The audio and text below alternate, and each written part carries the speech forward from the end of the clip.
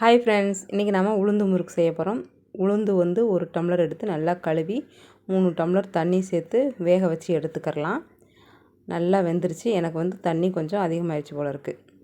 அதை நல்லா மிக்ஸி ஜாரில் போட்டு அரைச்சி எடுத்துக்கலாம். ஆறுனதுக்கப்புறம் செஞ்சுக்கோங்க. நல்லா விழுது மாதிரி அரைச்சிக்கோங்க. அதை ஒரு அகண்டம் பாத்திரத்தில் மாற்றிட்டு அதில்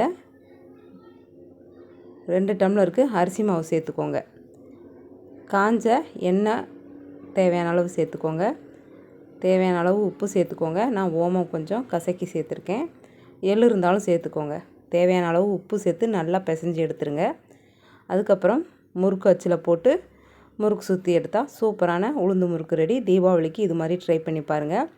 பூரி சுட்டிருந்தேன், அந்த எண்ணெயிலே இன்றைக்கி முறுக்கு செஞ்சு முடித்தாச்சு. சூப்பராக நல்லா இருந்தது, கிறிஸ்பியாக. ரொம்ப சுலபமான வேலை. இந்த தீபாவளிக்கு இந்த உளுந்து முறுக்கு ட்ரை பண்ணுங்கள். பாய்.